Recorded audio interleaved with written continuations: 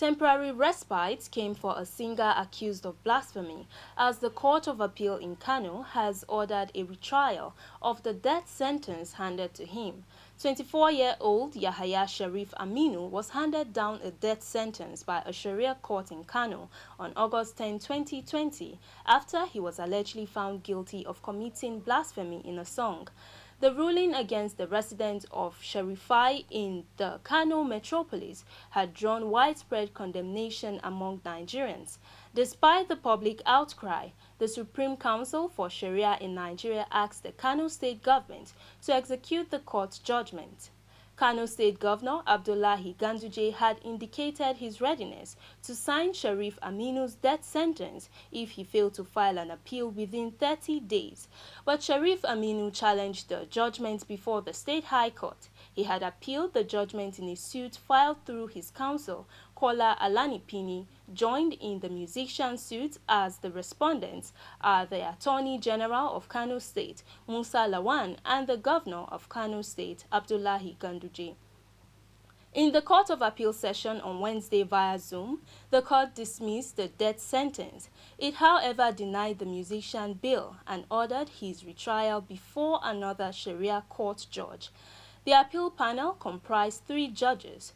2 of the judges supported the respondents, while 1 objected.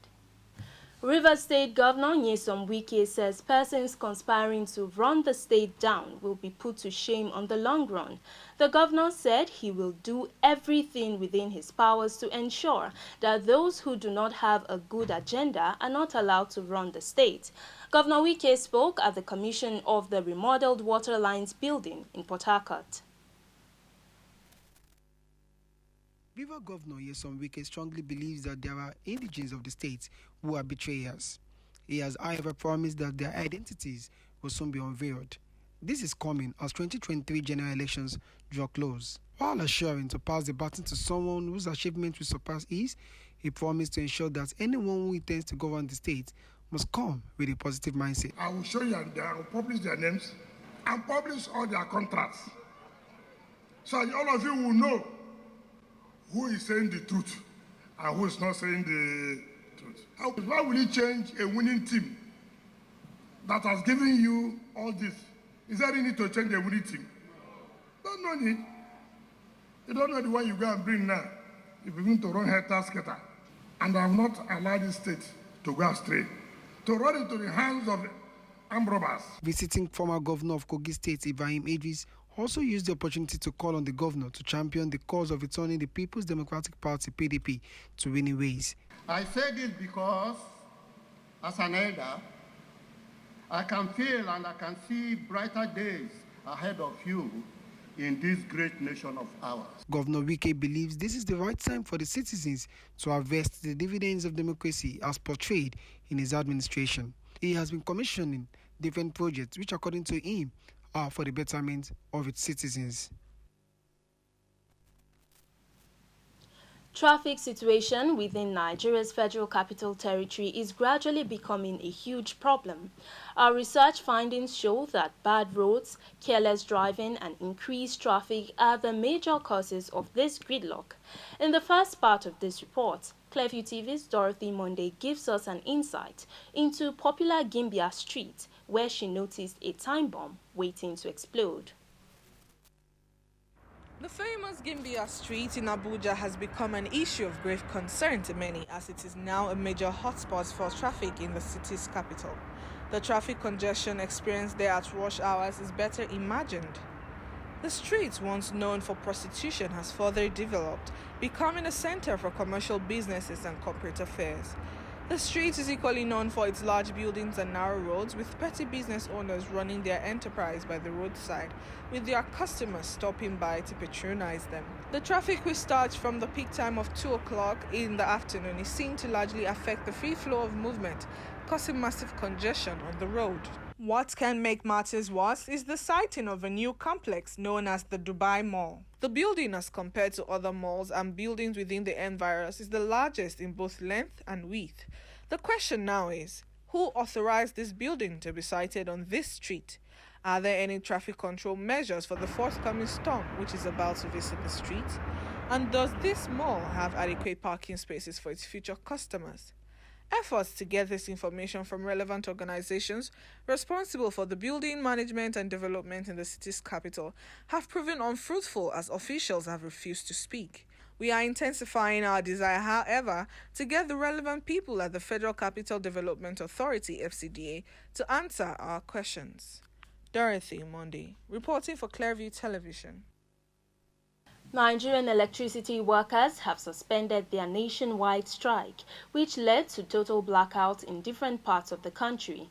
Head Press and Public Relations, Labor and Employment, Olajide Oshudun, said the electricity workers under the joint umbrella of National Union of Electricity Employers and Senior Staff Association of Electricity and Allied Companies agreed to suspend the industrial action following the intervention of the Minister of Labor and Employment, Senator Chris Ngige.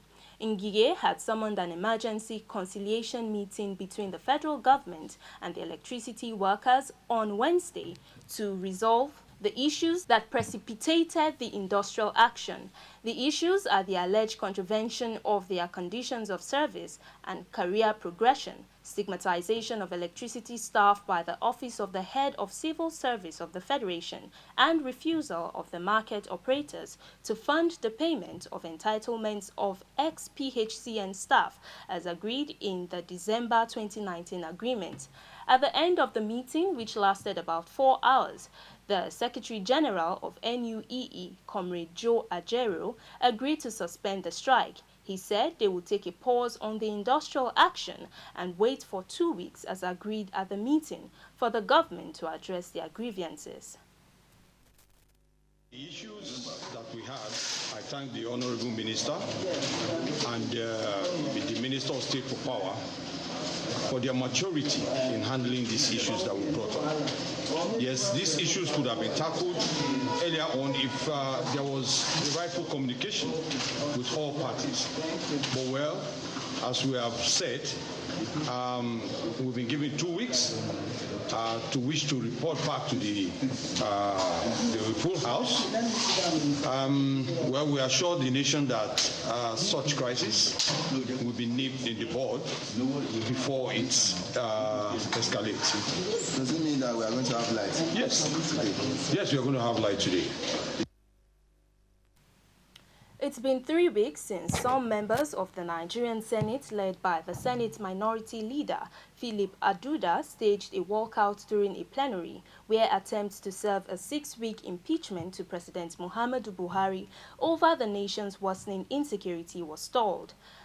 Though the move failed, the threat to impeach the president if the security situation does not improve within 6 weeks appears not to have been taken lightly. Since then, observers say there are growing signs of improvement in the war against insecurity.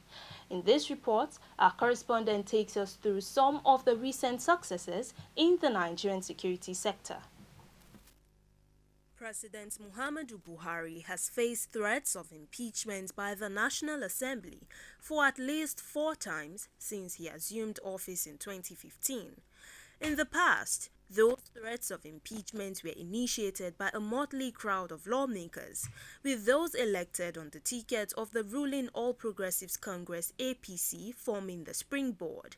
However, the latest impeachment threat is over the lingering security situation in Nigeria. Some senators, led by the Senate Minority Leader Philip Aduda, had on July 28, 2022 stormed out of plenary to give President Buhari 6 weeks to tackle the worsening insecurity in Nigeria or face impeachment. The impeachment threat came amidst growing tension among Nigerians, particularly residents of Abuja, the nation's capital, following news of planned massive attacks across the country, including the Federal Capital Territory by the Islamic State of West African Province, ISWAP.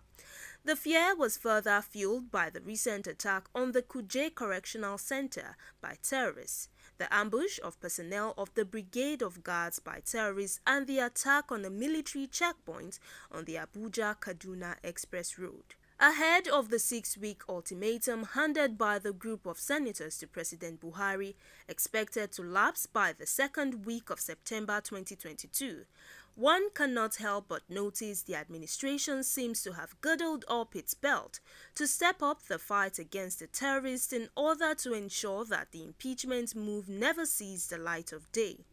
Only on 8th August, 1 week after the ultimatum, the Senate President Ahmed Lawan and other principal officers met with the service chiefs led by the Chief of Defense Staff, General Lucky Irabor, the Inspector General of Police, heads of intelligence agencies like NIA and DSS, and the Commandant General of Nigerian Security and Civil Defense Corps (NSCDC) over the deteriorating security situation in the country.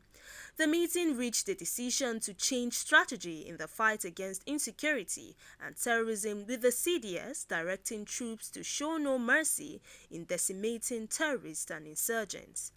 Barely 24 hours after that meeting, the Chief of Defense Staff, General Lucky Irabor, told media executives in Abuja that 4 suspects linked to the terrorist attack on St. Francis Catholic Church, Owo, Ondo State, that left no fewer than 40 worshippers dead and several others with various degrees of injuries had been arrested. 48 hours after that announcement, the Director of Defense Information, Major General Jimmy Akpo, at the bi-weekly media briefing in Abuja on 11 August, further confirmed the arrest of 2 more suspects linked to the Owo Church attack. Major General Akpo identified the 2 additional suspected terrorists as Al-Qasim Idris and Abdul Halim Idris. The briefing also touched on the ongoing war against insurgents, terrorists and kidnappers in the troubled northeast zone of the country. According to the Director of Defense Media Operations, Major General Bernard Onyuko, between 28 July and 11 August 2022, troops carried out clearance operations, ambushes and patrols in different local government areas of Borno and Adamawa states, killing scores and recovering various kinds of light and heavy weapons.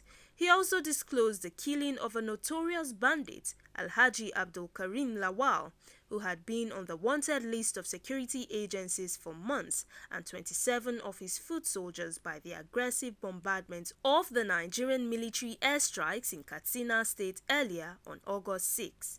Only this immediate past weekend, the Nigerian Air Force aircraft hit a terrorist gathering at Kurebe in Shiroro local government area of Niger State, after intelligence revealed that the terrorists had assembled for an important meeting hosted by Aminu Dunia, a Boko Haram terrorist commander.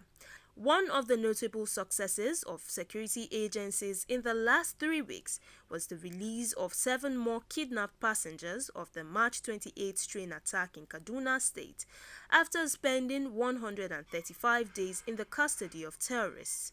Interacting with the released passengers, President Buhari assured that the remaining victims will be safely returned to their families. If the successes achieved by security agencies in the last few weeks continue, it may not be off context to say that the end to insecurity is near.